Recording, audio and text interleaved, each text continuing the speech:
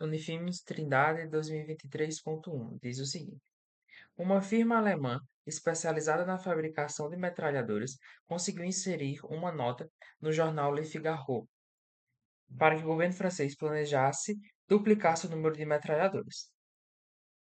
Como consequência, o governo alemão fez uma encomenda de 40 milhões de marcos de tais armas em 1908 a 1910, aumentando assim os dividendos da firma de 20 a 32%.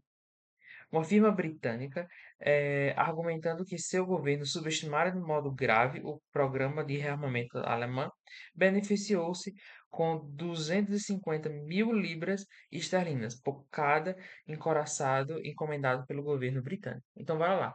Nós temos a França duplicando o número de metralhadoras.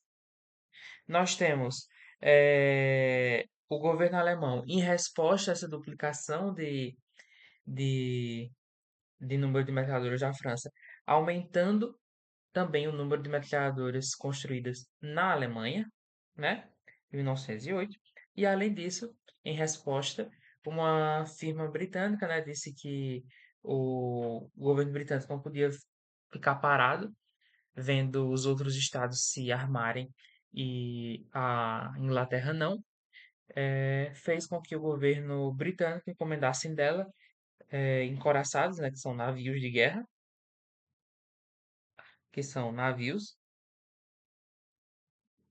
e ela ganhou 250 mil libras esterlinas. O que eu tenho aqui, por cada encoraçado, né?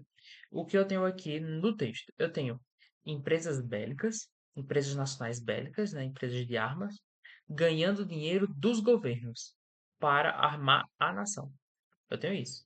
Eu tenho a França aumentando o número de metralhadoras, comprando e fazendo mais metralhadoras. Eu tenho a Alemanha também comprando e fazendo mais metralhadoras. Eu tenho o governo britânico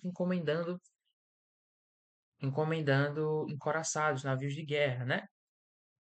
Isso aqui eu tenho um período de armamentação. Eu tenho aqui o período da Pax Armada, tá bom? E esse, obviamente, né, o governo britânico vai encomendar as armas de uma empresa britânica, o governo alemão vai encomendar as armas de uma empresa alemã e assim por diante. Bora lá. De acordo com o texto, no período imediatamente anterior à Primeira Guerra Mundial, o que eu tenho imediatamente anterior à Primeira Guerra Mundial, eu tenho a Pax Armada, né?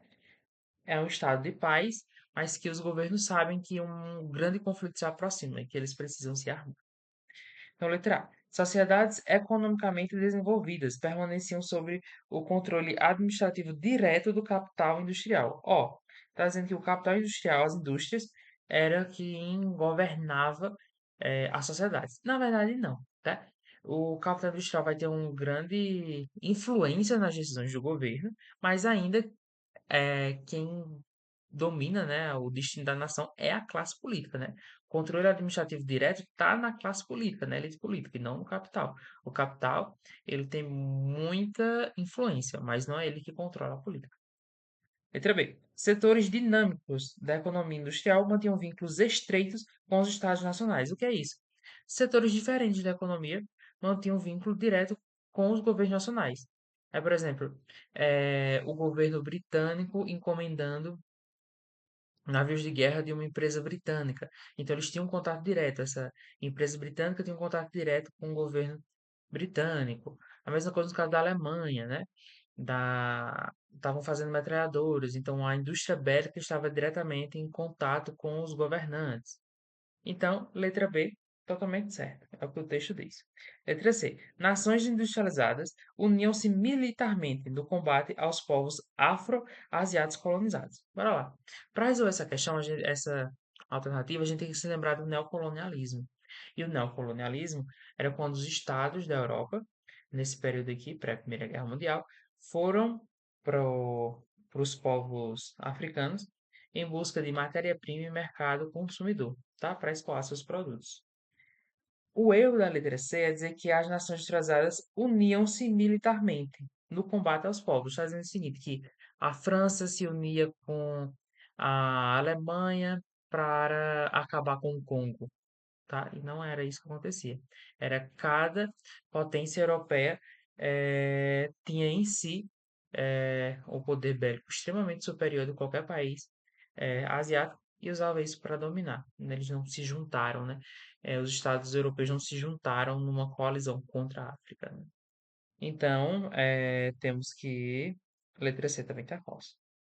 Letra D. Conglomerados da indústria de bens de consumo opunham-se aos privilégios concedidos ao capital financeiro. Era justamente o contrário, né? A indústria de bens de consumos estavam atrás de mercado consumidor e só conseguiriam o mercado consumidor com o neocolonialismo, tá? E eles sabiam que as disputas por país, por controle, por controle de povos africanos, iria gerar um conflito maior.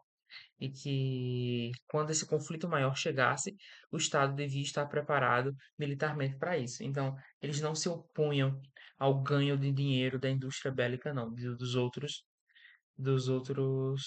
bens, né? Das outras produções de bens, como os bens bélicos, tá? Então, a letra D está errada. Conglomerados da indústria de bens de consumo opunham-se aos privilégios concedidos ao capital financeiro. Não, eles não se opunham. Letra E. Sindicatos operários aliviavam-se aos grandes industriais contrários, aliavam-se, não aliviavam-se. Os sindicatos operários aliavam-se aos grandes industriais contrários à vigência de governos democráticos. É justamente o contrário, né? Os sindicatos operários não gostavam de grandes industriais, porque os grandes industriais não gostavam de direitos trabalhistas, não queria dar nenhum melhoria na qualidade de vida do trabalhador, não queria dar nenhum aumento de salário. Então, os sindicatos são sempre contra as grandes indústrias, né? Os grandes industriais. Então, letra E também está errada. Ficamos com a letra B. Setores dinâmicos da economia industrial mantinham um vínculo estreito com os estados nacionais. É isso. As indústrias tinham contato direto com o governo, até porque, nesse período, o crescimento de uma nação pautava-se no crescimento industrial. Então, é de se imaginar que a indústria tinha uma comunicação direta com o governo. Então, a letra B é a verdadeira.